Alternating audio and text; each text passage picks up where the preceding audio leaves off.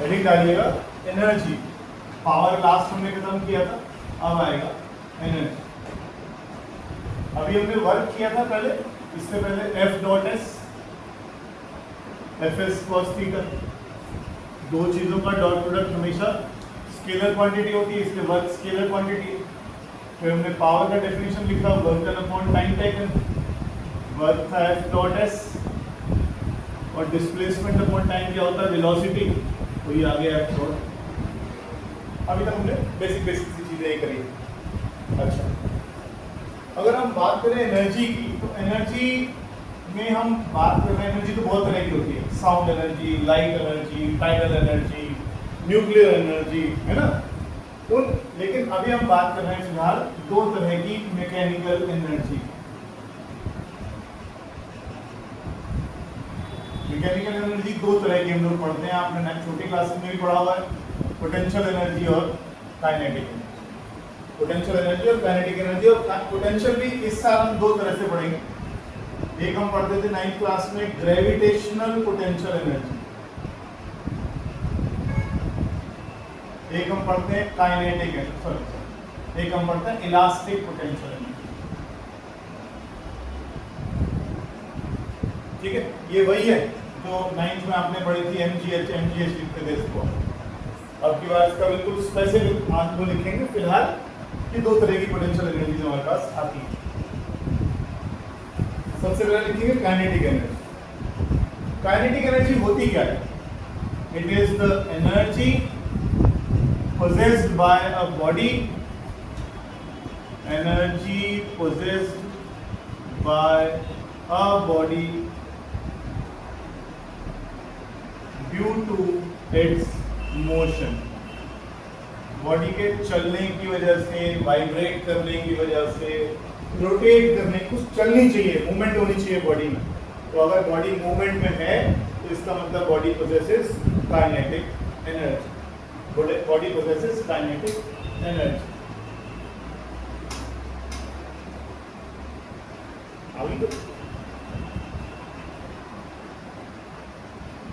Body possesses kinetic energy।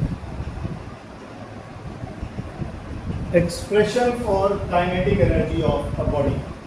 Expression for kinetic energy of a body।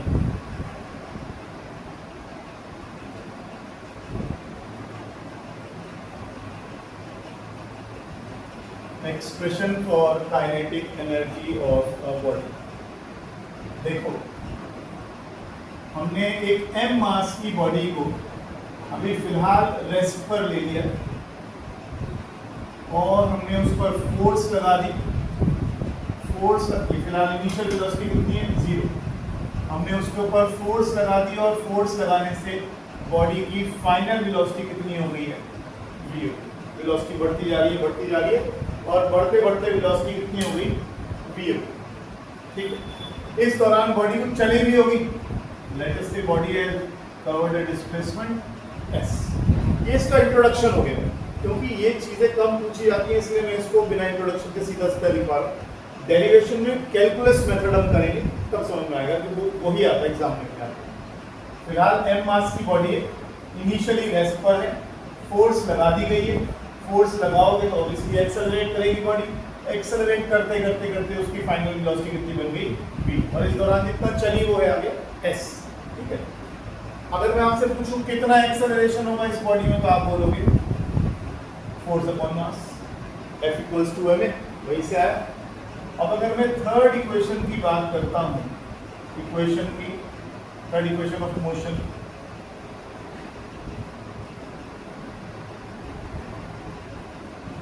ठीक है, यहां से अगर आप गौर करो तो Fs किसके बराबर आएगा, हाफ mv²। इसको पहचानते, अभी तो लिखा मैंने, वर्क डन। तो work done is equal to gain in kinetic energy. लिखो इसको, ये क्या है, वर्क डन। तो work done is equal to half mv²। This work is stored as kinetic energy in the body. तो काइनेटिक एनर्जी का formula हो गया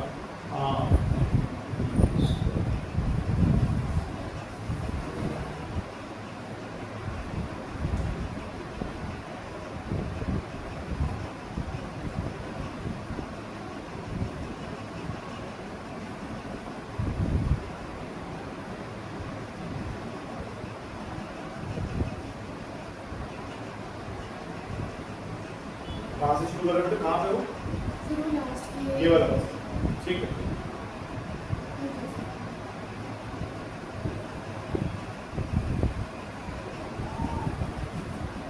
एक इसका मेथड आता है calculus method.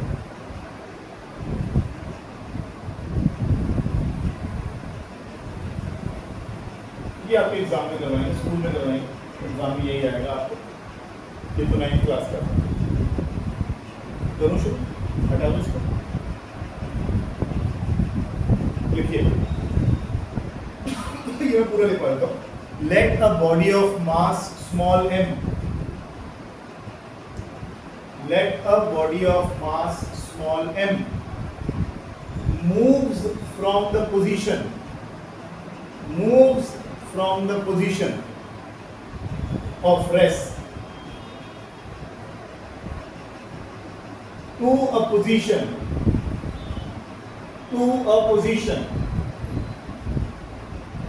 where velocity is v,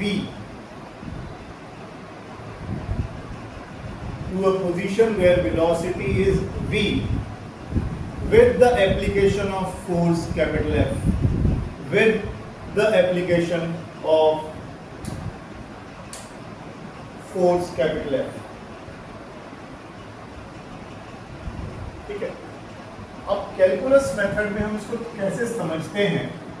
ये बॉडी मान लीजिए यहाँ है, ए पॉइंट, इनिशियली रेस्ट पर इसको आपने फोर्स लगाया, फोर्स लगा के फाइनल वेलोसिटी v हो गई, अब ये v पोजीशन पर आ गई।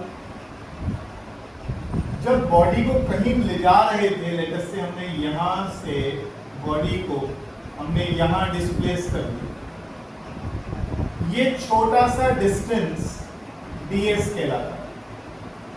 ds का मतलब इतना छोटा डिस्टेंस जितना हम सोच नहीं सकते, इमेजिनरी डिस्टेंस है, इमेजिनरी तो नहीं बोलूंगा, लेकिन हाँ इट इज इनफाइनाइटेसिमली स्मॉल चेंज। तो उस फोर्स की वजह से, फोर्स आपने बॉडी पर ऐसे लगाया और जिसकी वजह से बॉडी ऐसे डिस्प्लेस हो गई, थोड़े से एक इस मोमेंट के लिए हम मान कर चल रहे हैं कि फोर्स और डिस्प्लेसमेंट में कोई एंगल नहीं है, ये हमने इमेजिन कर लिया। जब बॉडी को यहाँ से यहाँ तक लाओगे, छोटा सा डिस्प्लेसमेंट करवाओगे, तो छोटा सा वर्क डन भी होगा। इस केस में वर्क डन कितना होगा, F into P। Work done निकल गया। अब मैं क्या करने वाला हूं, यहां से लेकर और यहां तक ऐसे छोटे छोटे वर्क डन करता जाऊंगा और उसको जोड़ता जाऊंगा। मतलब अभी हम ds चले तो हमने वर्क डन निकाल लिया, फिर थोड़ा सा ds चलेंगे, फिर वर्क डन निकाल लेंगे, फिर थोड़ा सा ds चलेंगे, फिर वर्क डन निकाल लेंगे, और फाइनली क्या करेंगे, ये सारा जो टोटल वर्क है मेरा, इसको मैं जोड़ लूंगा, और जोड़ने को हम क्या करते हैं, इंटीग्रेशन। ये समझ में नहीं आया, ठीक है रावण? सर स्कूल में क्या था, इंटीग्रेशन और डिफरेंशिएशन। चलो करते हैं, लिखो आप, एक नेक्स्ट लाइन से लिखना। During the displacement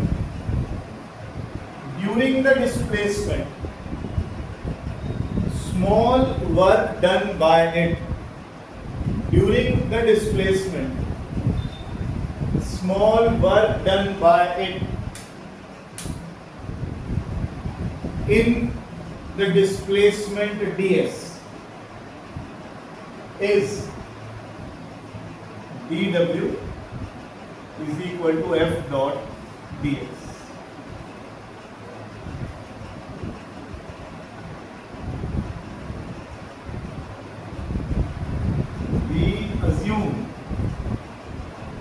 That during this displacement force and ds vector are in same direction. Same direction का मतलब थीटा की वैल्यू कितनी हो गई? 0 डिग्री। क्यों करवा रहा हूं? एफ डॉट डी एस किसके बराबर होता है? F D S cos theta के बराबर हो जाए। अगर थीटा 0 हो गया, कॉस 0 1, तो डी डब्ल्यू किसके बराबर रह गया? एफ डी एस के बराबर। जब तक समझ ना आ जाए हाँ मत करना। छोटे छोटे डिस्प्लेसमेंट्स ले रहा हूं, छोटे छोटे डिस्प्लेसमेंट्स ले रहा हूं। उस छोटे से डिस्प्लेसमेंट के लिए छोटा सा वर्क निकाल लिया, और यहां से लेकर यहां तक ऐसे छोटे छोटे वर्क निकाल लेंगे और फिर उनको ऐड कर लेंगे। ऐड करने का सिर्फ यही तरीका है कि हम उसको इंटीग्रेट कर लेंगे, है ना।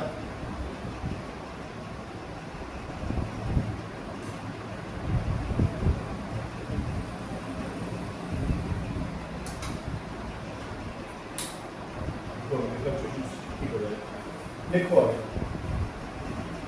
यहां तक लिख लिया। अब देखो F किसके बराबर होता है? ma। A को क्या लिख सकते हो? Rate of change of velocity with time, dv by है ना, ठीक है। अगर मैं F को ds से मल्टीप्लाई करूं,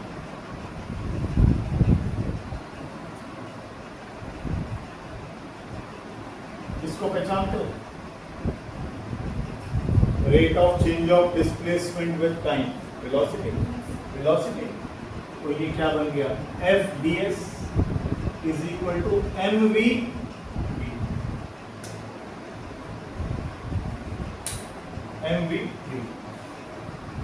और एफ डॉट डी एस क्या? ये एफ डी एस क्या आ गया? क्या आ गया एफ डी एस? व्हाट? तो डी डब्ल्यू किसके बराबर आ गया आपका? M V. ये वर्क ही तो है, ये वर्क ही तो है, स्मॉल वर्जन डी डब्ल्यू हमने ऊपर भी लिखा था, ये आ गया एम वी डी। अब क्या करना है? हेंस लिखो नेक्स्ट टाइम लिखो। यहाँ तो लिख चुके हो क्या? अच्छा लिखो बता दिया मैं तो बोले ना था।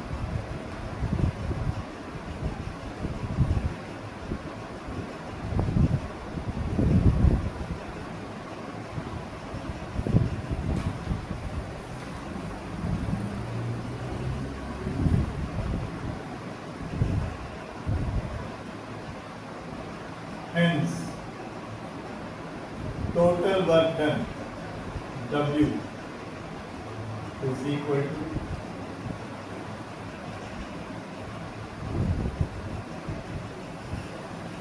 इनिशियल वेलोसिटी कितनी थी जब आपने शुरू करा था? यहाँ पर 0।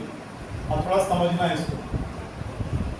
मास तो कांस्टेंट है, ये तो बाहर आ जाएगा, पहले समझ लो फिर छोड़ दूंगा। मास तो कांस्टेंट है तो बाहर आ जाएगा। वेलोसिटी को इंटीग्रेट करना है, और कैसे इंटीग्रेट का मतलब क्या हुआ कि जब आप शुरुआत में चले, ध्यान से सुनना, इसका मतलब क्या है? इनिशियल वेलोसिटी कितनी थी? 0। आप अगले मोमेंट चले तो कितना वेलोसिटी में चेंज आ गया? d। फिर आप थोड़ा सा आगे चले, फिर चेंज कितना आ गया? d, स्मॉल चेंज, फिर आ गया d। ऐसे करते करते करते करते यहां तक आते आते ये सारे चीजें ऐड होकर क्या बन गई? v। शुरुआत में वेलोसिटी कितनी थी? 0। अब वेलोसिटी कितनी हो गई? v। तो टोटल वर्क निकालने के लिए आप क्या करोगे? वेलोसिटी को इंटीग्रेट करोगे, कहां से शुरू करके? 0 से, और कहां तक लेकर जाओगे? v तक। इसलिए यहां लिख देते हैं u, यहां लिख देते हैं v, और u कितना है? 0। क्या है? आने दो, और किसी को क्या करें?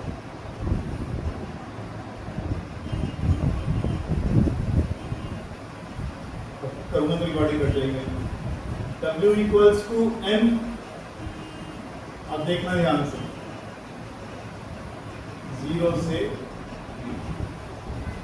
b है ना। मैं एक काम करता हूँ, उसको u से v लेता हूँ फिलहाल, समझाता हूँ क्यों क्या है। v की पावर कितनी है 1। इंटीग्रेशन का रूल याद है, पावर को एक बढ़ा दो और यहाँ प्लस, ठीक है। अभी तक मैंने कांस्टेंट और इंटीग्रेशन का जिक्र कहीं पर भी नहीं करा है, लेकिन अब इसको शुरू करना पड़ेगा। v की पावर कितनी हो गई अगर आप देखें तो 1 + 1 अपॉन 1 + 1, और लिमिट्स कहाँ आ गई u से, तो ये क्या बन गया v²/2। इसको मैं क्या करता हूँ m/2 रख देता हूँ बाहर, क्या बच गया v²।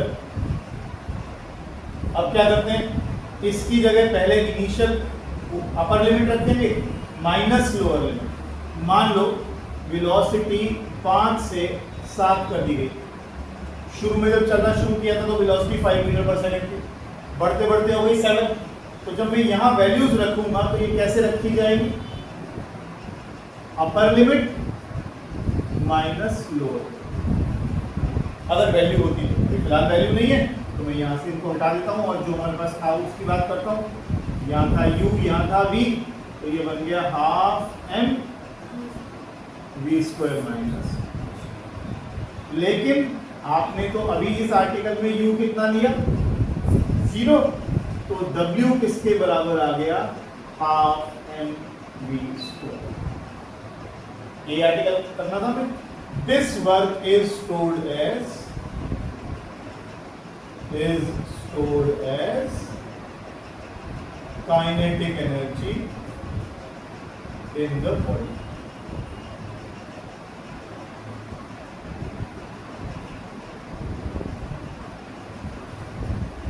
लिखिए,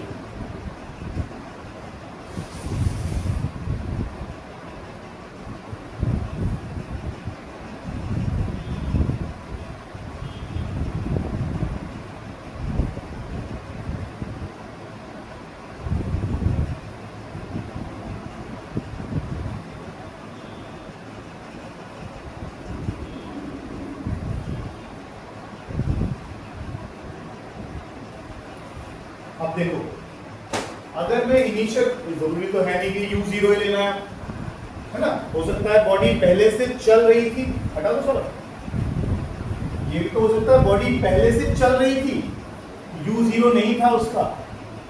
अगर u0 नहीं था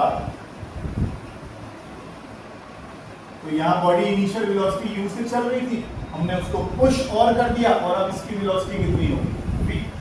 वेलोसिटी बढ़ते बढ़ते बढ़ते बढ़ते v है ना। तो जो यही आर्टिकल में हमने लास्ट में जो चेंज किया उसको हम नहीं करेंगे।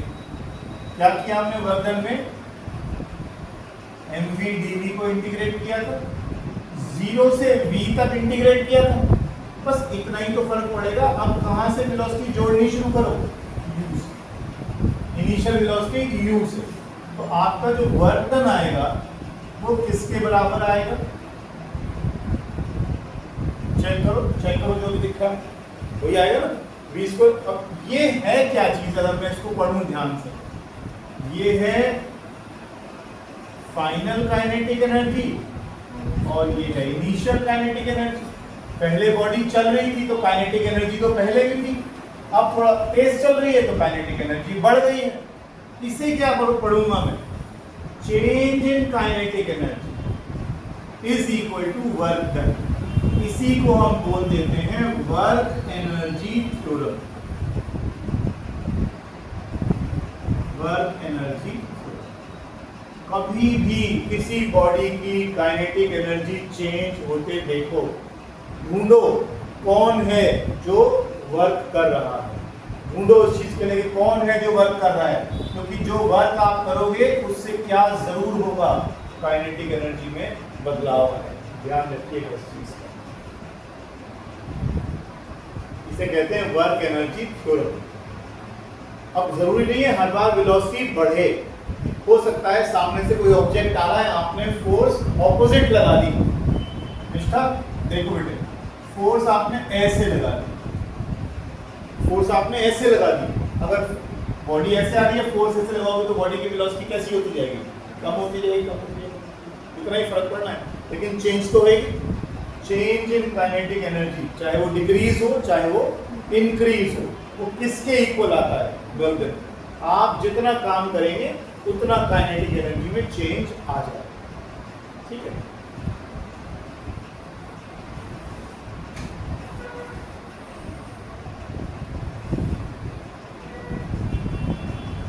सर हाँ बोलिए सर वो बोलिए सर क्या करें?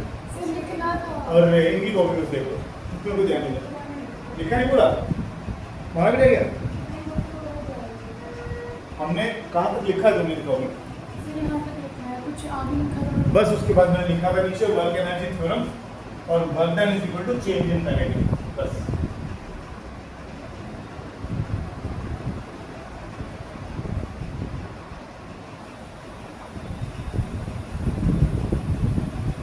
आप देखो ध्यान से, बॉडी का मास कभी नेगेटिव में होता नहीं है। वेलोसिटी वेक्टर क्वांटिटी है तो पॉजिटिव भी होगी नेगेटिव भी होगी, लेकिन सिर पर क्या रखा है उसके? स्क्वायर। अब नेगेटिव का स्क्वायर भी करोगे तो भी पॉजिटिव ही आएगा, है ना? Mass always positive, v square always positive. इसका मतलब काइनेटिक एनर्जी इज ऑलवेज, ध्यान रखिएगा, काइनेटिक एनर्जी कभी नेगेटिव में नहीं आती। एक नोट ये रखिए, देखिए दूसरा,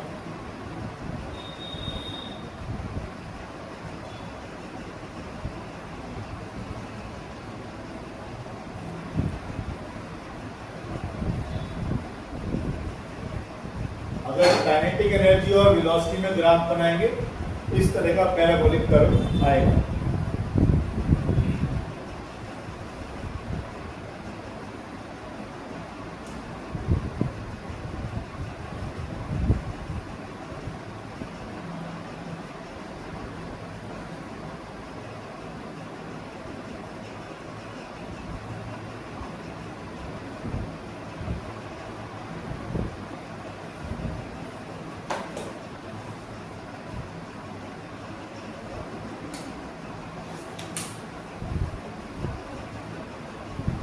करो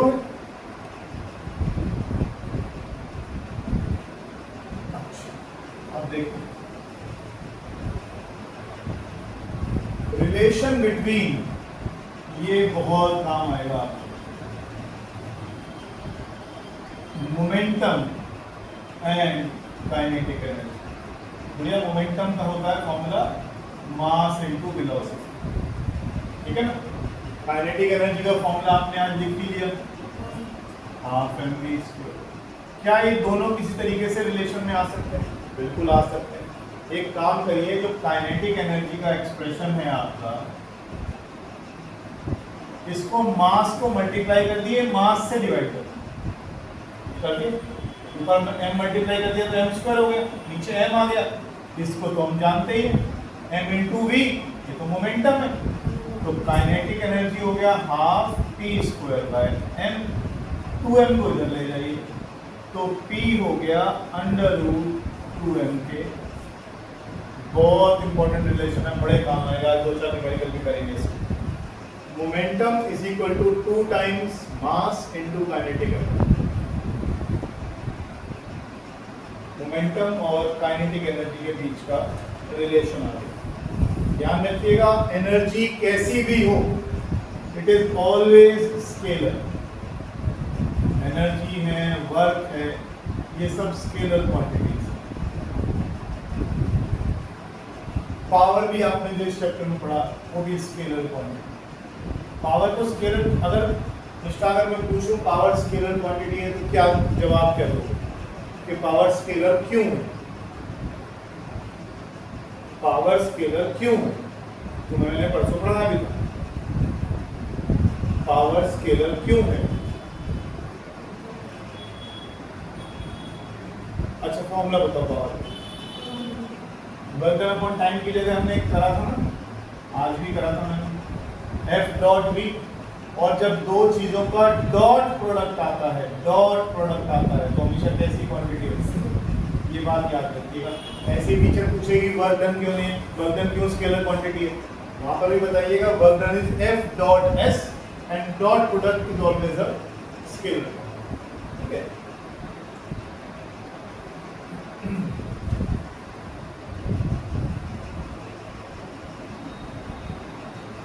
लिखिएगा पोटेंशियल एनर्जी। चैप्टर में थ्योरी कम है, न्यूमेरिकल बहुत सारे हैं, ढेर सारे।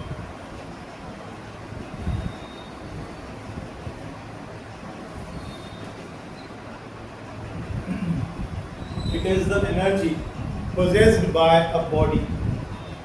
It is the energy possessed by a body due to its position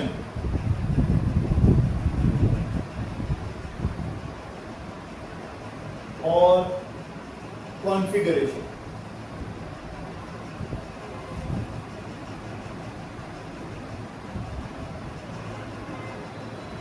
potential energy due to position की बात करते हैं और potential energy due to configuration की बात करते हैं। पोजीशन में हम यूज करते हैं ग्रेविटेशनल पोटेंशियल एनर्जी और potential energy due to configuration.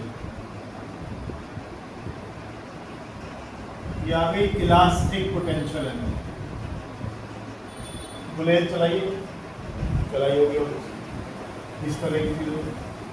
यहाँ आप रबर लगा देते हैं, यहाँ कुछ रखते हैं और थोड़ा से खींच के फेंकते हैं, तो ये क्या हो रहा है? आप अगर ध्यान से देखें तो ये जो इसके ऊपर रबर लगी हुई है, इसकी अपनी एक नॉर्मल लेंथ थी, आपने खींचते उसकी कॉन्फ़िगरेशन चेंज हो गई, उसकी लेंथ बढ़ गई, आपने उसमें क्या स्टोर करवा दी? एनर्जी। कैसे पता एनर्जी स्टोर हो गई इसके अंदर? ऐसे पकड़ के छोड़ के देखो, भागेगा तेजी, है ना?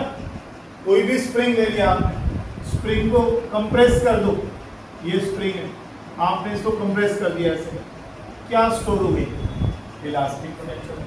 आप छोड़ो तुरंत वापस आए, इलास्टिक पोटेंशियल, ठीक है ना? बुलेट में, किसी भी स्ट्रेच रबर बैंड में, स्ट्रेच स्प्रिंग में, कंप्रेस किसी और चीज में, सब में क्या मिलेगी आपको? Elastic potential energy. आज शुरू करते हैं। सबसे पहले लिखो ग्रेविटेशन, एक छोटा सा नोट लिख दो पहले। देखो ग्रेविटेशनल पोटेंशियल एनर्जी निकालना कुछ भी नहीं है, देखो कितना आसान। ये ऑब्जेक्ट ले लिया एन मास का, इसको आप उठाए और ऊपर ले गए, जो हमने परसों भी किया जाते वक्त। इसका वेट किस तरह है और आप इसको कितना ऊपर लेके जा रहे हो? लेटर से एच हाइट पर। अब आप फोर्स लगा रहे हो और बॉडी को फोर्स लगाओगे और बॉडी को एच डिस्प्लेसमेंट ऊपर ले जाओगे। बॉडी को जो उठा के ऊपर ले गए तो बॉडी में एनर्जी आ गई। कौन सी एनर्जी आ गई?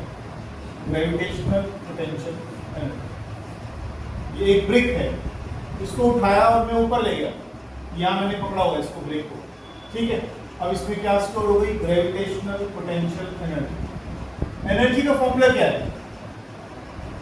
Energy is equal to work done. सारा खेल समझो। यहाँ एनर्जी कितनी थी? नहीं थी एनर्जी, आपने उठाया तो एनर्जी आ गई। मुझे तो यही समझ नहीं आ रहा इसमें एनर्जी आई है कि नहीं आई। यहाँ ईंट रखी हुई थी, ये 1-2 किलो की ईंट रखी हुई थी, मैंने इसको उठा के मैं यहाँ ले गया। अब यहाँ पर वर्क डन, यहाँ पर एनर्जी है कि नहीं, मुझे पता कैसे लगेगा? ब्रेक थोड़ी बोलेगी, कैसे पता लगेगा एनर्जी? इसमें एनर्जी है। जवाब दो, ऐसे मत करो। आदमी को लाओ, बोले यहाँ हाथ रख ले, मैं ऊपर से छोड़ रही हूँ, क्या होएगा? हाथ पे गिर जाएगा, मतलब क्या है? वर्क करेगी कि नहीं करेगी? वर्क कौन सी चीज करती है? मुर्दा होता वर्क कौन चीज करेगा? इसमें एनर्जी है, तो इसमें एनर्जी थी, ऊपर से गिरी धड़ाम, एकदम से इसने कुछ ना कुछ वर्क में कन्वर्ट हुआ। तो एनर्जी किसी चीज में है, इसका मतलब है एनर्जी का मतलब ही क्या होता है? एबिलिटी टू डू वर्क, कुछ काम करने की क्षमता, है ना? अगर किसी चीज में आप कह रहे हो एनर्जी है, इसका मतलब वो वर्क में कन्वर्ट हो सकती है। आपने ऊपर से छोड़ा, यहाँ पे कोई चीज रखी, उसके ऊपर धड़ाम से गिरी, वजन हुआ, इसका मतलब इसके अंदर एनर्जी थी। अब सवाल ये है कि कितनी थी? वर्क डन किसके बराबर होता है? Force into displacement. आपने मिनिमम कितना फोर्स लगाया? mg। कितना ऊपर लेके गए? h। तो ये जो वर्क डन आपने किया mgh, is stored as potential energy in the body. बिना वर्क करे एनर्जी नहीं आती और पोटेंशियल एनर्जी का सिंबल है mgh। ध्यान रखिएगा, वर्क नहीं करोगे तो एनर्जी कहां से आएगी? वर्क तो चाहिए आपको। अब आप सोचो, एक रबर बैंड मैंने पकड़ के ऐसे हाथ में यहाँ बांध लिया, मैं खींच नहीं रहा हूँ, जब खींचूंगा ही नहीं तो वो किसी चीज को लेके आगे भागेगा कैसे, है ना? अगर आप नॉर्मल रबर बैंड पे इसके बीच में बांधो, कुछ करेगा? कुछ नहीं करेगा। क्या नहीं करा मैं उसमें? क्या स्टोर नहीं करवाई? पोटेंशियल एनर्जी स्टोर ही नहीं कराई अपने इलास्टिक पोटेंशियल। हाँ, उसकी कॉन्फ़िगरेशन चेंज करो, पकड़ो उसकी लेंथ को लंबा कर दो और छोड़ो, तुरंत भागे, है ना? लिख लेना इसको।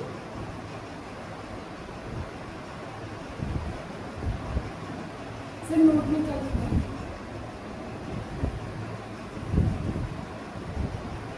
Potential energy which arises due to force of repulsion is always positive.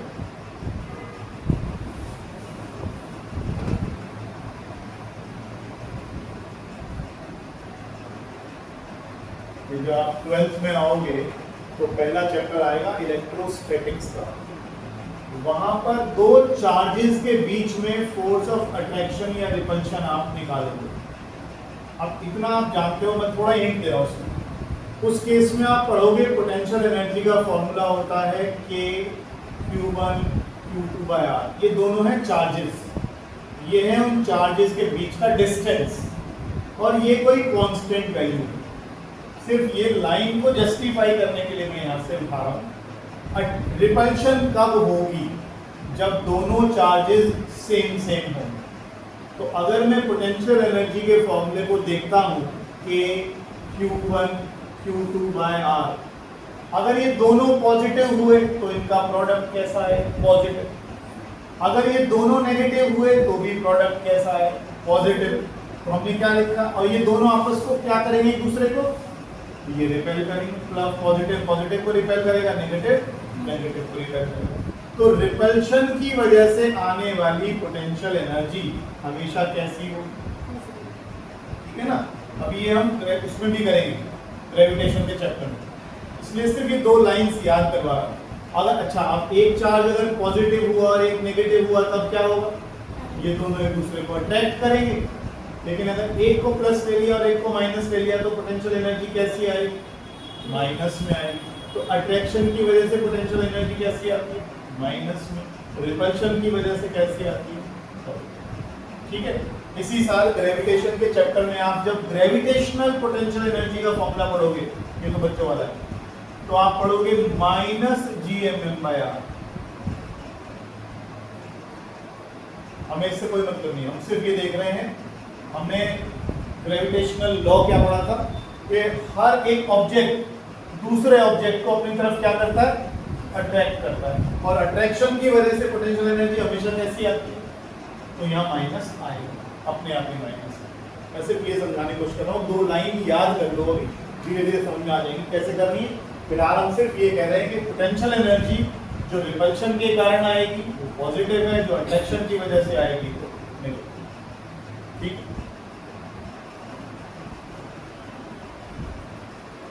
इसमें कोई ऐसी लंबी चौड़ी चीज नहीं है कि मैं कुछ ऐसे रखवा रहा हूँ। तुम खुद सोचो, एक पॉजिटिव चार्ज है, ये जो पोटेंशियल एनर्जी का जिक्र मैं छेड़ रहा हूँ, अगर मेरे पास एक पॉजिटिव चार्ज कहीं दूर रखा हुआ है, मैं इसके पास लाऊंगा तो मुझे वर्क करना पड़ेगा। लाऊंगा, पास लाऊंगा, क्योंकि ये क्या करेगा? उसको रिपेल करेगा। तो जब मैं इसको इसके पास लाके, मान लो मैंने रख दिया इसको लाके, तो मैंने क्या किया होगा लाने के लिए? वर्क करा। किसके अगेंस्ट करा होगा? ये जो रिपेल कर रहा था इसको मैं जबरदस्ती लाया था, तो वर्क डन किया कि नहीं किया? और वर्क डन किया तो किस फॉर्म में स्टोर हुआ? पोटेंशियल। पॉजिटिव नेगेटिव अलग चीज है। सवाल तुम्हारे को ये पूछना चाहिए कि हो क्या रहा है, यहाँ कौन सी पोटेंशियल एनर्जी आ गई? ये पॉजिटिव चार्ज इस पॉजिटिव चार्ज को रिपेल कर रहा होगा। अगर ये रिपेल करेगा तो ऑब्वियसली इसको इस रिपल्शन के अगेंस्ट मुझे इसको खींच के यहाँ लाना पड़ेगा, और अगर मैं इसको खींच के यहाँ लाऊंगा तो मुझे क्या करना पड़ा? वर्क। और वही वर्क किस फॉर्म में स्टोर हुआ? Potential energy. ठीक।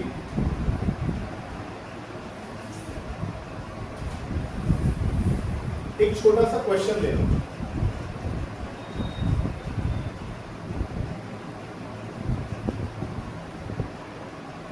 अ यूनिफॉर्म चेन, एक टेबल है तो मैं लिखवा रहा हूँ, बता दूं मैं क्या लिखवा रहा हूँ। एक टेबल ले ली हमने और इसके ऊपर एक यूनिफॉर्म चेन है। इसका कुछ हिस्सा ओवरहैंग कर रहा है, नीचे की तरफ लटक रहा है। कितना इसका झूल रहा है? टोटल लेंथ का 1/3 पार्ट। टोटल लेंथ कितनी है इसकी? उसका 1/3 पोर्शन झूल रहा है। अब वो आपसे पूछ रहा है इसको ऊपर खींचकर टेबल पे ले आओ, इतने वर्ग, इतने वाली लेंथ को बताओ कितना वर्क डन आपको करना होगा। क्वेश्चन समझ में आया? ये जो टेबल, ये जो इसकी चेन की लेंथ लटक रही है, इसको खींच के ऊपर ले आओ टेबल के ऊपर, बताओ कितना वर्क करना पड़ेगा। एक लाइन लिख लो लास्ट में क्वेश्चन की बस। ये ध्यान रखिएगा, मैंने यहाँ पर कोई फ्रिक्शन नहीं दिया है, टेबल स्मूथ है, तो फ्रिक्शन के अगेंस्ट कोई काम आपको नहीं करना है। लिखिए जरा एक बार, calculate the work done, calculate the work done to pull the hanging part, calculate the work done to pull the hanging part on the table.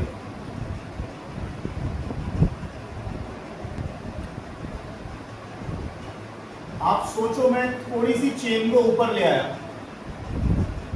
यहां से, इसका वेट कम हो गया, फिर थोड़ी सी चेन को ऊपर ले आया, वर्क कम हो गया। बच्चों से मैंने पूछा ना पिछली बार, उन्होंने बोला सर इसका वेट इनटू कितना ऊपर लाना है इसको, ये आपका आंसर है। यही तो खींच के लाना है। वर्क डन का फॉर्मूला क्या होता है? Force into displacement. कितना ऊपर लेकर आओगे? L/3। किसको लेकर आओगे? इसको लेकर आओगे, इसको ऊपर लेकर। इसका जो भी वेट होगा, इसका जो भी मास होगा, mg करो, L/3 से मल्टीप्लाई करो, आंसर। लेकिन सोच के देखो, क्या वेट हर बार सेम रहेगा? जैसे थोड़ा सा हिस्सा ऊपर आया, क्या ये कम नहीं हो गया? फिर थोड़ा सा हिस्सा आया, क्या ये कम नहीं हो गया? बिल्कुल होता जा रहा है। तो जैसे जैसे ये चेन का हिस्सा ऊपर जाता जा रहा है, mg हमारा लगातार कम हो रहा है, तो फिर वर्क डन सेम कैसे आएगा? ऐसे केस के लिए हम इंट्रोड्यूस किसको करते हैं? सेंटर ऑफ ग्रेविटी, या सेंटर ऑफ मास भी बोलते। ये वो पॉइंट है where whole mass of the body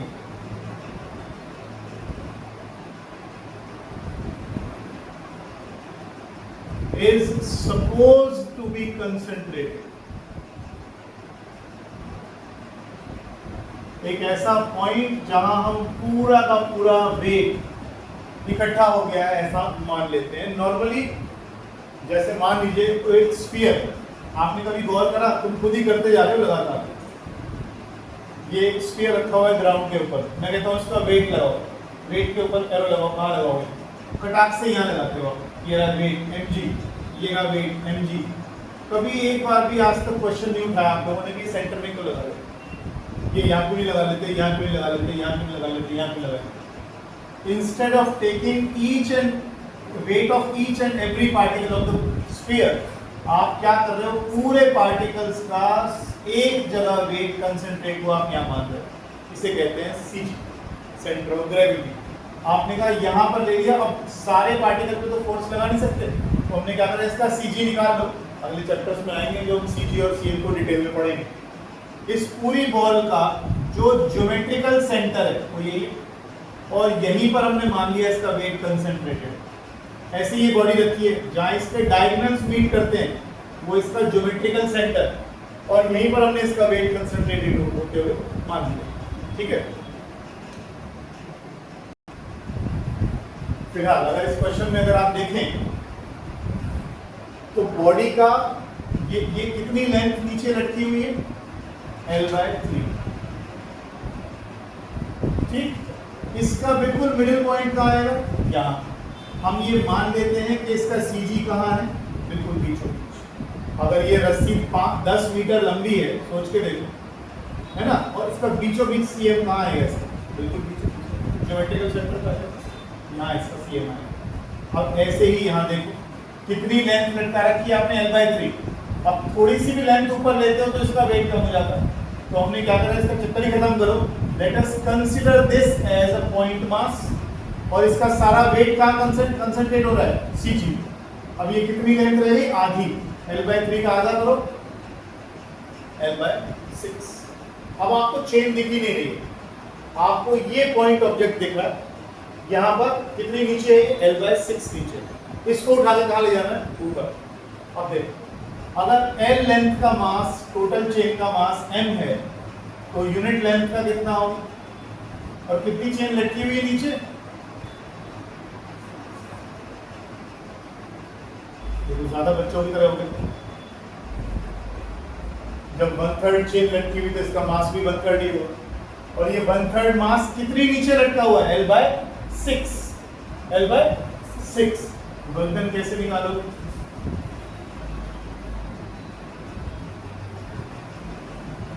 ये लो, कितनी फोर्स लगाओ, जितना इसका वेट है, कितना वेट है इसका,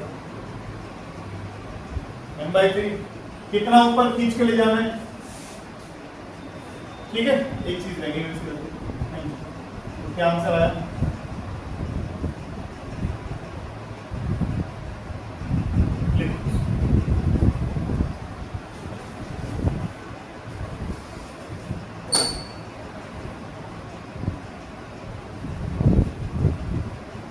जब हम CG ले ही रहे हैं तो हम पूरी चेन पर अब ध्यान नहीं दे रहे, हम ये कह रहे हैं कि चेन का वेट यहाँ कंसंट्रेट हो गया, इसके बीचों बीच। अब जब वेट यहाँ कंसंट्रेट हो गया है तो ये लेंथ कितनी बच गई, L/6। ज्योमेट्रिकल सेंटर आ गया इसका, L/6। इसका मास कितना होगा, टोटल चेन का 1/3, ये टोटल चेन का 1/3, ये लिख रखा है हमने यहाँ।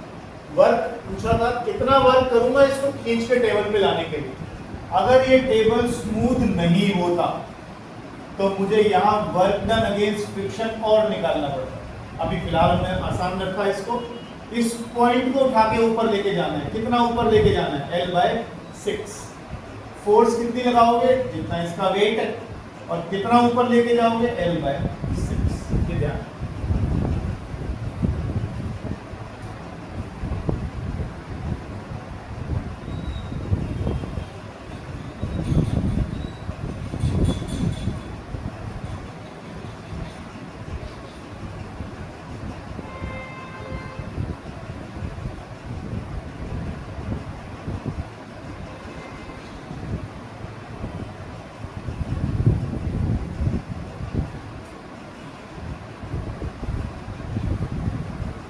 इसी तरह का क्वेश्चन एक और आ जाता है कि आपके पास एक वेल है, वेल कुआं है,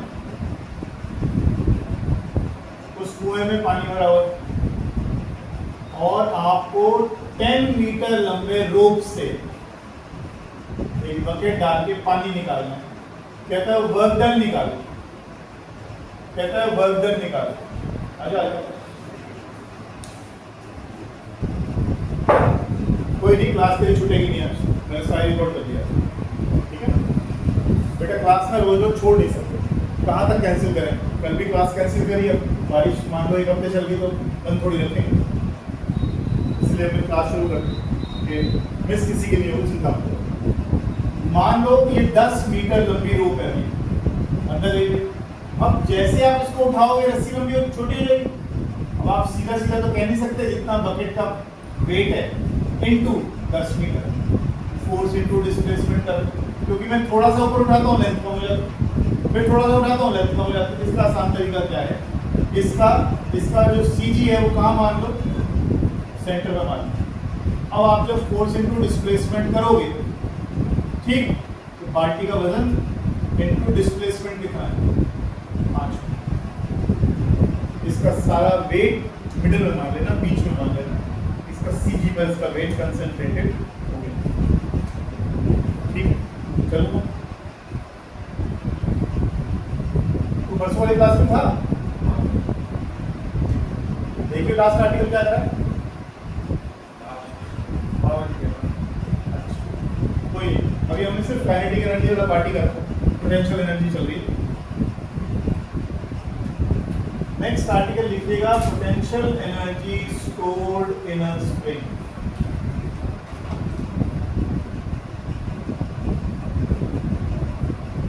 सारी चीज़ें नोट्स में वैसे भेज दूंगा व्हाट्सएप पे और वैसे रिकॉर्ड करवाइए।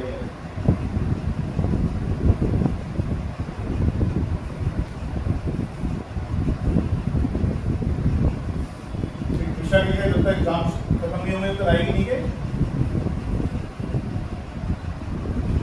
है यार, ऐसे थोड़ी होता है। आपस में बात करता हूँ।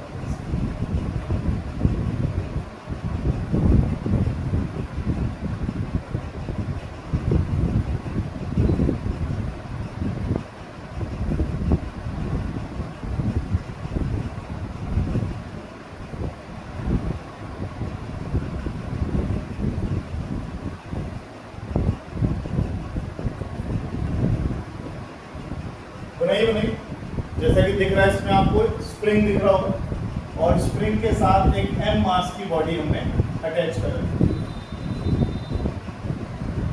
ये समझ लो इसकी मीन पोजीशन, जहां ये बॉडी अनस्ट्रेच्ड पोजीशन में रखी हुई है।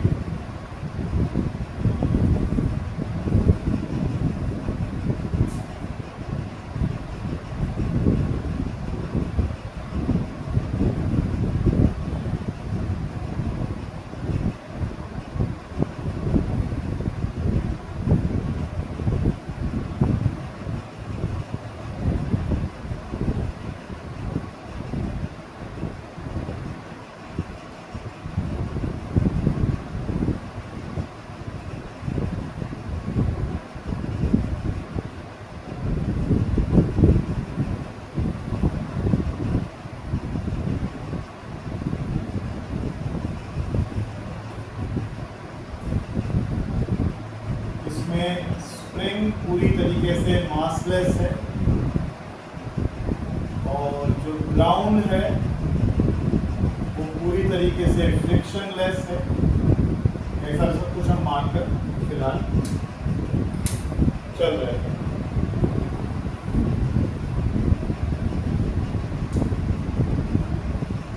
इसको मीन पोजीशन इसलिए बोल रहा हूं क्योंकि अनुष्का, ये मेन पोजीशन इसलिए बोल रहा हूं क्योंकि ये अनस्ट्रेच्ड पोजीशन में अभी फिलहाल है।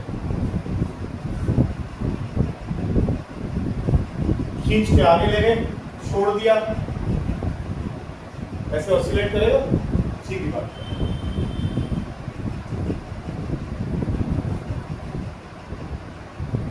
बोलना शुरू करो।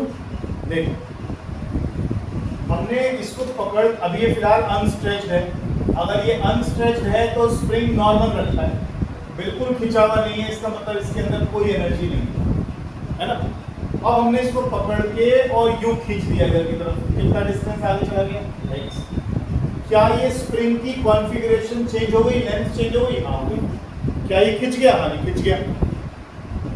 अब ये खिंच कैसे गया? आपने क्या कर दिया? वर्क कर दिया। वर्क से इसकी कॉन्फ़िगरेशन चेंज हो गई और वर्क से ही इसके अंदर क्या स्टोर हो गई? एनर्जी। कौन सी? Elastic potential energy. और ये आर्टिकल किस चीज का है? इस इलास्टिक पोटेंशियल एनर्जी का डेरिवेशन है, फॉर्मूला है। क्या आएगा? कितनी एनर्जी स्टोर, वो हम निकालेंगे। वर्क हो गया, ये समझ आ गई बात। इसको खींचा, क्या किया? वर्क। वर्क करने से कॉन्फ़िगरेशन बदली, कॉन्फ़िगरेशन बदलने से क्या आ गया इसके अंदर? Energy store. कौन सी एनर्जी आ गई? Elastic energy. अच्छा, अब एक बात बताओ, अगर मैं इसको खींच के यहाँ ले गया और छोड़ दूं, क्या होगा? क्या होगा? ये तो कॉमन सी चीज है। इधर को भागेगा, इधर को भागेगा, इसका मतलब कुछ तो है जो इसको यूं खींच रहा है। अंदर की तरफ इसमें ऐसे एक फोर्स लगेगी। इस फोर्स को हम नाम देते हैं रीस्टोर करने वाली फोर्स, रीस्टोरिंग फोर्स। रीस्टोर करने का मतलब होता है जैसा था पहला वैसे ही कर दो उसको। तो रीस्टोरिंग फोर्स हमेशा किस तरफ लगेगी? हमेशा मेन पोजीशन की तरफ, टुवर्ड्स मेन। जो बॉडी को दोबारा नॉर्मल करने की कोशिश करेगी, जहां बॉडी पहले थी वहीं लाने की कोशिश करेगी। इसका पीछे से कोई लेना देना नहीं, जो आर्टिकल निकल गए हैं उनका पीछे से कोई लेना देना नहीं है, अलग है। रीस्टोरिंग फोर्स, अब यहाँ रीस्टोरिंग फोर्स कहाँ लगेगी? बिल्कुल हाथ ठीक चलो इधर की तरफ, इधर को किधर को लग रही है? मीन पोजीशन की तरफ। ये रही आपकी अनस्ट्रेच्ड मीन पोजीशन। तो restoring force tries to bring the body towards mean position. इधर भी यही होगा, इधर भी यही होगा, रीस्टोरिंग फोर्स। ठीक है, एक हुक्स लॉ होता है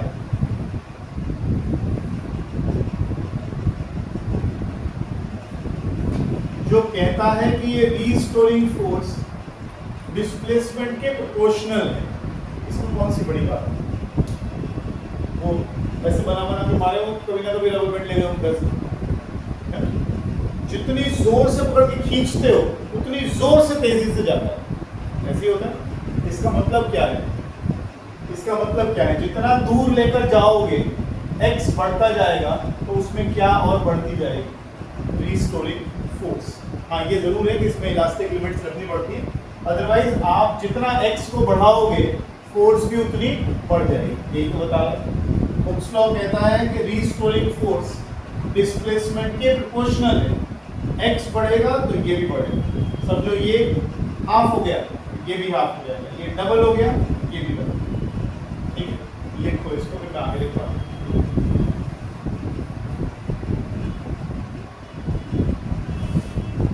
मैं फिर बोल रहा हूँ इसको, ओनली फॉर स्मॉल स्ट्रेचेस। और बड़े बड़े को मत करना इसको। प्रोपोर्शनैलिटी के साइन को जब भी आप इक्वल टू में कन्वर्ट करते हो तो क्या आता है? कांस्टेंट आता है। ये k जो है ये है constant of proportionality.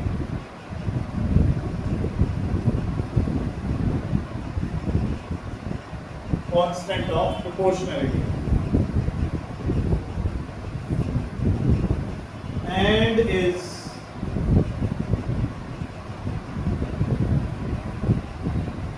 characteristic of the spring। Her spring का k अलग अलग होता है। इसको हम फोर्स कांस्टेंट ऑफ स्प्रिंग भी बोल देते हैं।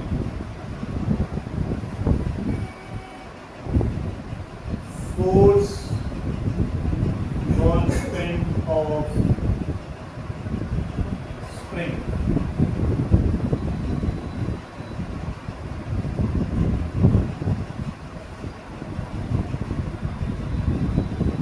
जब SHM का चैप्टर हम पढ़ेंगे, लास्ट चैप्टर है, तो वहां पर इसको स्प्रिंग कांस्टेंट बोलेंगे। अभी कोई जो आएगा स्प्रिंग फैक्टर आएगा। अगर मैं यहाँ से k को देखूं तो k आ गया F/m, फोर्स न्यूटन में, मास kg। तो न्यूटन पर kg इसकी यूनिट आ गई, और इसको फोर्स पर यूनिट देखो, मैंने m लिख दिया है गलती से, सॉरी, न्यूटन की पर, हाँ इसकी लिखो लिखो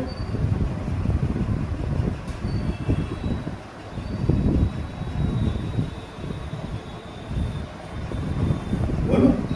अब एक चीज नोट करो इसके अंदर, जो बदलाव हमें यहाँ करने हैं।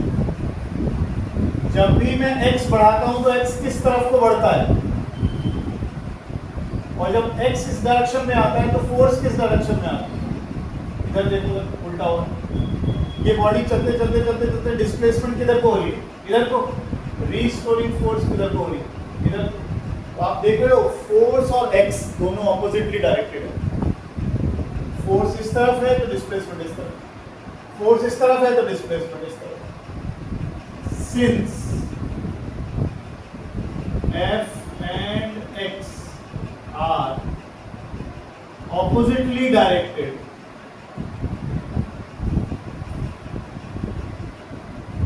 Hooke's law can now be written as F is equal to minus x। Minus sign सिर्फ ये बता रहा है कि F और x ऑपोजिट डायरेक्शन में हैं, they are oppositely directed।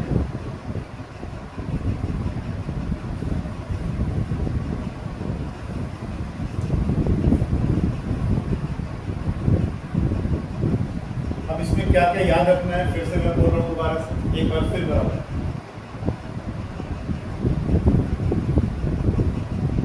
कोशिश करा दो चीजें यही एब्जॉर्ब हो जाए सारी।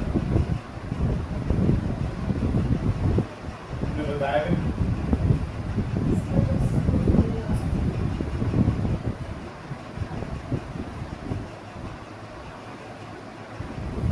हमने क्या पढ़ा है इसके अंदर। सबसे पहले हमने पढ़ा कि फोर्स डिस्प्लेसमेंट के प्रोपोर्शनल होती है, लेकिन क्या कंडीशंस लगा दी, ओनली फॉर स्मॉल स्ट्रेचेस, छोटे मोटे फोर्सेस के लिए। एक चीज, फोर्स को इक्वल टू में प्रोपोर्शनल को इक्वल टू में कन्वर्ट करोगे तो क्या आएगा, एक कांस्टेंट आएगा। और ये कांस्टेंट किसका है, ये स्प्रिंग का कांस्टेंट, ये स्प्रिंग की कैरेक्टरिस्टिक है। अलग अलग तरह के स्प्रिंग आते हैं जिनका फोर्स कांस्टेंट अलग अलग होता है, ठीक। फिर हमने इसमें माइनस का साइन लगा दिया, ये बताने के लिए कि भैया फोर्स इस तरफ है, डिस्प्लेसमेंट इस तरफ है, दोनों में ऑपोजिट डायरेक्शन में। इसे कहते हैं हुक्स लॉ। और के का यूनिट क्या आ गया, न्यूटन पर। ये अभी तक हमने करा। करने क्या चले थे हम शुरुआत में, potential energy stored in a spring. अब शुरू करते हैं इसको, लिखो, let the mass m be displaced, let the mass m be displaced by a small distance dx, by a small distance dx against the restoring force.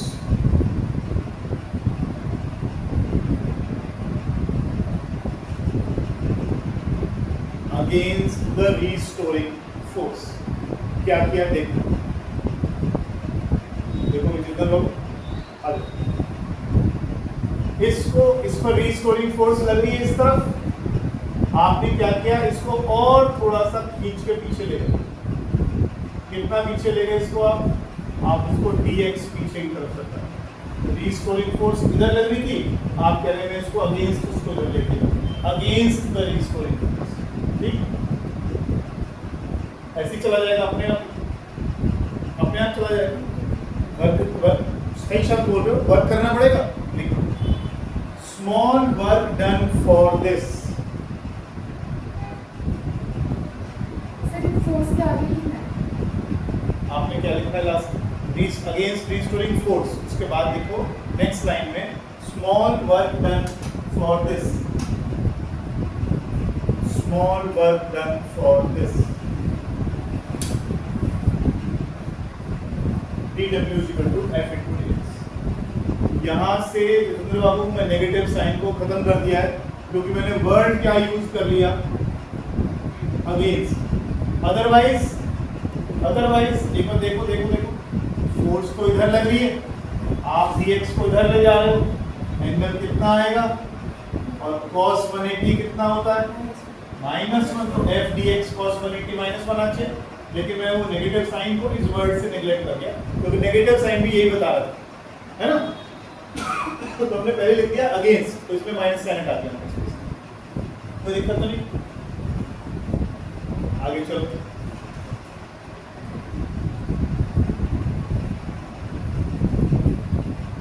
ये कहां से आया उसका, अभी के बाद क्या है, f is equal to kx।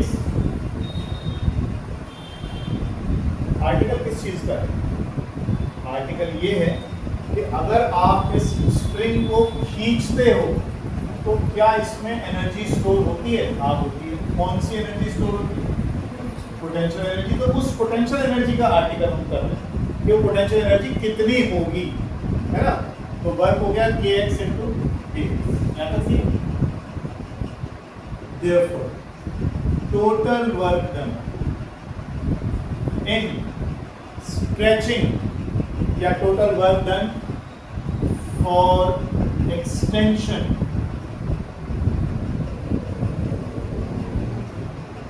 from 0 to x, कितना दूर लेकर गए थे आप इसको, x। तो 0 से x तक इसको वो करना है आपको। टोटल वर्क कैसे निकलेगा,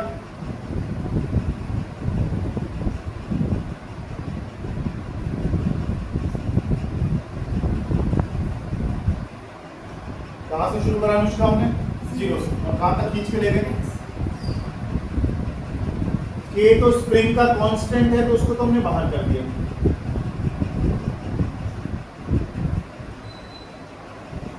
x की पावर कितनी है? 1। जरा रूल बताना, वो अभी हमने यूज किया था। अब तो ये आदत डालो इसकी, 1 + 1 ऊपर और पावर में, और 1 + 1 नीचे। तो इसका इंटीग्रेशन क्या आएगा? x²/2। अब क्योंकि x की जगह x ही रखना है तो कुछ होना नहीं, upper limit minus lower limit करोगे तो वर्क का फॉर्मूला आएगा ½ kx²।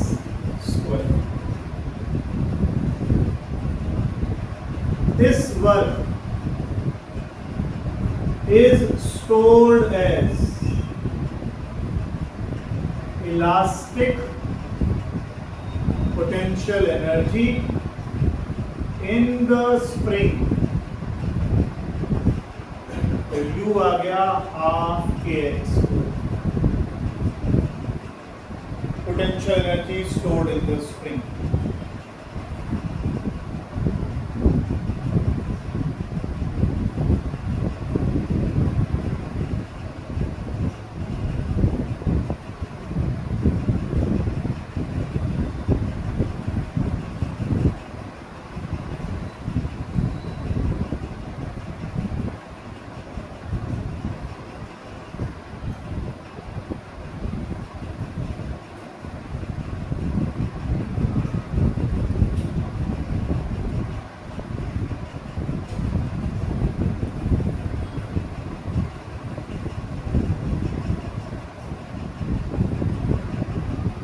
हो गया?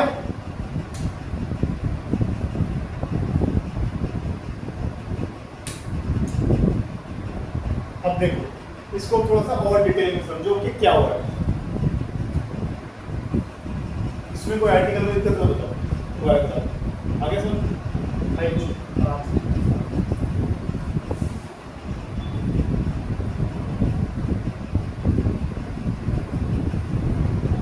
अब बहुत ध्यान से देखना, यहाँ इसके पास कोई एनर्जी नहीं, आपने इसको खींच के आप इसको यहाँ तक ले, कितना डिस्टेंस ले गए? x। इसमें स्प्रिंग में क्या स्टोर हो गई? Elastic potential energy. यही हो रहा है। मैं इसको एक ही पोजीशन पे दिखा देता हूँ आपको सारा। पहले इसकी वीक पोजीशन थी ये A, फिर मैं खींच के ले गया B तक, फिर इसको छोड़ा तो ये कहाँ तक आया? C। अभी फिलहाल आप इसको खींच के ले गए हो यहाँ। इसको जब ऑब्जेक्ट को जब खींचा तो स्प्रिंग खींचा तो स्प्रिंग में क्या आ गई? इलास्टिक पोटेंशियल एनर्जी आ गई। और इलास्टिक पोटेंशियल एनर्जी यहाँ पर मैक्सिमम है। पोटेंशियल एनर्जी का फॉर्मूला क्या पढ़ा? जहाँ x मैक्सिमम वहाँ पोटेंशियल एनर्जी मैक्सिमम। तो जितना दूर आप ले गए इसको, मैक्सिमम जगह ले गए, वहां पर क्या मैक्सिमम हो गई? Potential energy. लेकिन क्या ये यहाँ चल रहा है? नहीं। क्या यहाँ चल रहा है? रुका हुआ मतलब यहाँ पर काइनेटिक एनर्जी कितनी है? काइनेटिक एनर्जी होती है energy possessed by body due to its motion. आपने इसको पकड़ के या ऐसे पकड़ा हुआ है, छोड़ा नहीं है आपने, तो काइनेटिक एनर्जी कितनी है? 0। लेकिन इसमें स्प्रिंग में क्या आ गई? पोटेंशियल एनर्जी आ गई। अब आपने उसको छोड़ दिया, जैसे ही छोड़ोगे यहाँ से शूट करेगा, यहाँ रुक जाएगा, यहाँ पे नहीं रुकेगा ना। लेकिन जब वो यहाँ से निकलेगा तो उस समय इसकी पोटेंशियल एनर्जी कितनी हो चुकी होगी? क्यों? क्योंकि यहाँ पर x कितना है? 0। समझो कि नहीं बात? यहाँ पर x कितना है? 0। x क्या था? ये डिस्प्लेसमेंट। यहाँ आते आते डिस्प्लेसमेंट कितना हो गया? 0। तो पोटेंशियल एनर्जी कितनी होगी? 0। लेकिन क्या ये रुक गया यहाँ पे? चल रहा होगा ना? चल रहा होगा तो यहाँ पर इसकी क्या चीज मैक्सिमम है? काइनेटिक एनर्जी कैसी है? मैक्सिमम। और ये यहाँ से शूट करके ओवर शूट कर दिया अपनी पोजीशन को, यहाँ निकला है, यहाँ आया तो फिर रुका, यहाँ आया तो फिर रुका। आपके पास स्प्रिंग क्या हो गया? कंप्रेस हो गया। अब केवल स्प्रिंग ऐसे कंप्रेस हो गया, लेकिन फिर स्प्रिंग कंप्रेस हुआ तो स्प्रिंग में फिर से क्या आई? इलास्टिक पोटेंशियल है। फिर से आ गई, अब फिर से एक्स डिस्प्लेसमेंट आ गया। अब यहाँ आते आते सी पॉइंट पर आते आते सारी की सारी काइनेटिक एनर्जी फिर कितनी हो गई और पोटेंशियल एनर्जी फिर कितनी हो गई। अब आप देखो हो क्या रहा है, यहाँ पर इस पोजीशन को कहते हैं एक्सट्रीम पोजीशन, इस पोजीशन को कहते हैं एक्सट्रीम पोजीशन, इसको क्या कहते हैं मीन पोजीशन। जब बॉडी यहाँ थी तो यहाँ पर काइनेटिक एनर्जी कितनी थी, जीरो। जब बॉडी एक्सट्रीम पर थी तो काइनेटिक एनर्जी कितनी थी, जीरो।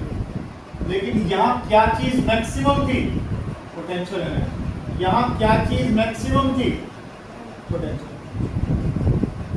है ना, क्योंकि स्प्रिंग यहाँ पूरा स्ट्रेच था, यहाँ पूरा कंप्रेस, तो पोटेंशियल एनर्जी कैसी थी, मैक्सिमम। जब वो मीन पोजीशन से निकला तो बहुत तेजी से निकला, तो काइनेटिक एनर्जी कैसी थी। लेकिन यहां आते आते एक्स तो कितना हो गया, तो पोटेंशियल एनर्जी भी कितनी हो गई। आप पेंडुलम से देख लें, एक ही बात, ये पेंडुलम को आपने उठाया उठाया उठाया उठाया उठाया यहाँ ले गया, कितना ऊपर ले गए, लेटर से एच हाइट ऊपर ले गए, ऐसे ही चला गया पेंडुलम ऊपर, हमने वर्क किया हुआ तभी तो गया। उस वर्क से इस पेंडुलम में क्या स्टोर हो गई, पोटेंशियल एनर्जी। कौन सी एनर्जी, पोटेंशियल एनर्जी। और यहाँ आते आते पोटेंशियल एनर्जी हो गई मैक्सिमम। और लेकिन अभी तो हमने पकड़ा हुआ, छोड़ा तो है नहीं, रुका हुआ है, रुका हुआ तो काइनेटिक एनर्जी। अब मैंने इसको छोड़ा, छोड़ने क्या हुआ, ये चला, चलने से कौन सी एनर्जी आई, काइनेटिक। काइनेटिक क्या पैदा हुआ इसमें, काइनेटिक एनर्जी कहां से आ गई, नहीं वर्क नहीं, ध्यान रखिएगा, एनर्जी वही है, शक्लें बदलेगी अपनी वो। यहाँ पर सारी देखो आपने क्या किया, आपका पहला काम था आपने इसको पकड़ा, बॉब को पकड़ा और आप यहाँ ले गए, इसको बोलते हैं BOB बॉब, इसको पकड़ा और यहाँ ले गए। आप यहाँ ले गए तो आपने वर्क करा, ग्रेविटी का अगेंस्ट उठा के ऊपर ले गए तो आपने वर्क किया, कितनी एनर्जी स्टोर हो गई इसमें, ग्रेविटेशनल पोटेंशियल एनर्जी स्टोर। अब यहाँ एनर्जी स्टोर हो गई, लेकिन इधर रुका हुआ है। अब मैंने इसको रिलीज कर दिया, छोड़ दिया। जैसे ही मैंने इसको छोड़ा ये चला, चलने के लिए चलते वक्त कौन सी एनर्जी आ गई, काइनेटिक। काइनेटिक कहाँ से पैदा हुई है, अरे इसी में से खर्चा हो रहा है। पोटेंशियल एनर्जी धीरे धीरे किसमें कन्वर्ट होने लगी, काइनेटिक में। अब वेलोसिटी बढ़ती जा रही है, बढ़ती जा रही है, बढ़ती जा रही है। काइनेटिक एनर्जी का फॉर्मूला क्या बढ़ के आएगा, वेलोसिटी बढ़ती जाएगी तो क्या बढ़ता जाएगा, काइनेटिक एनर्जी। ये सारी पोटेंशियल एनर्जी धीरे धीरे धीरे धीरे धीरे धीरे धीरे यहाँ तक आते आते पोटेंशियल एनर्जी तो गई खत्म और काइनेटिक एनर्जी हो गई मैक्स। अब ये फिर ऊपर उठने लगा, फिर वेलोसिटी घटने लगी, घटने लगी, घटने लगी, घटने लगी, घटने लगी। वेलोसिटी कम होते होते यहाँ वेलोसिटी कितनी हो गई, तो काइनेटिक एनर्जी भी कितनी हो गई। लेकिन अब ये h हाइट पर भी आ गया, और h हाइट पर आने की वजह से इसमें क्या चीज स्टोर हो गई, पोटेंशियल एनर्जी। तो यहाँ से चला तो potential energy elastic, sorry potential energy kinetic में कन्वर्ट हो गई, हो गई, हो गई, हो गई, हो गई, काइनेटिक मैक्सिमम। फिर काइनेटिक एनर्जी कन्वर्ट हो गई पोटेंशियल, पोटेंशियल, पोटेंशियल, पोटेंशियल, यहाँ पे आते सारी काइनेटिक एनर्जी किसमें कन्वर्ट हो गई, पोटेंशियल। लॉसेस कोई नहीं है, मैं मान भी नहीं रहा हूँ कि यहाँ पर एयर भी है। ये सारा एक्सपेरिमेंट हमने एक वैक्यूम में करा, तो ये चलेगा तो एनर्जी फ्रिक्शन के अगेंस्ट खर्च नहीं होगी। समझ लो, सोच लो आराम से। कुछ ऐसा लगे जो समझ नहीं आया तो बताओ, क्योंकि मैं अब इसका ग्राफ प्लॉट करूँगा, पोटेंशियल एनर्जी का, काइनेटिक एनर्जी का विद डिस्टेंस कर दूँ। कुछ गड़बड़ है क्या, नहीं आया बताओ।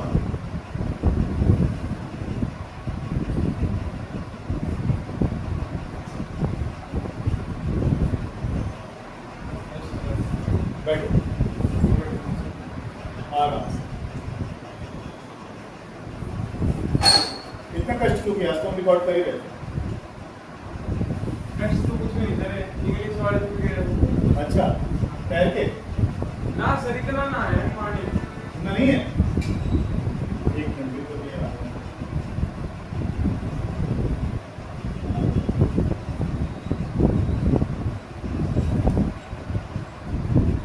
होती रहती तो कुछ नहीं होता सर।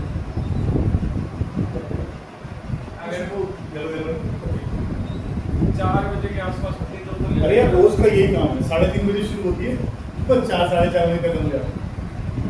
नहीं आपको मैं क्लास तो नहीं छोड़ूंगा, अब तो चाहे 2 बच्चे हैं तो 4 रिकॉर्ड करके कर ले। चलो देखो आगे, अगर हम ग्राफ प्लॉट करते हैं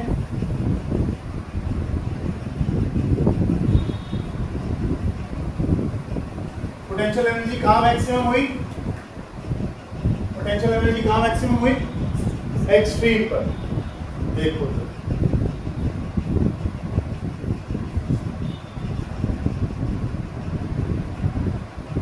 ये पोटेंशियल एनर्जी है और इधर की तरफ आपका एक्स,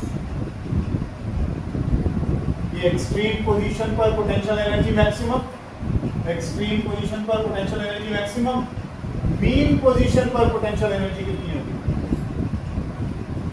कौन सी पोटेंशियल एनर्जी की बात कर रहा हूं यहाँ पर फिलहाल, इलास्टिक पोटेंशियल एनर्जी हाफ के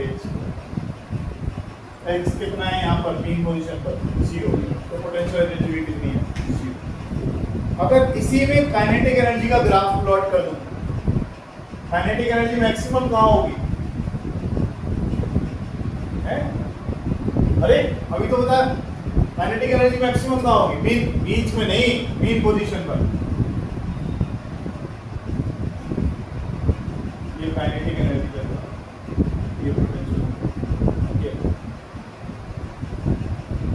टोटल एनर्जी चेंज नहीं होगी, total energy will remain same. Total energy कभी नहीं बदलती है, एनर्जी केवल शक्लें बदलती है। ये टोटल एनर्जी का graph, total mechanical energy is potential energy plus kinetic energy का ग्राफ सीधा होगा, कांस्टेंट होगी, एनर्जी ना बढ़ेगी ना घटेगी, it will only change forms, शक्लें बदलेंगी बस केवल, कभी पोटेंशियल से काइनेटिक, कभी काइनेटिक से पोटेंशियल। बनाइए।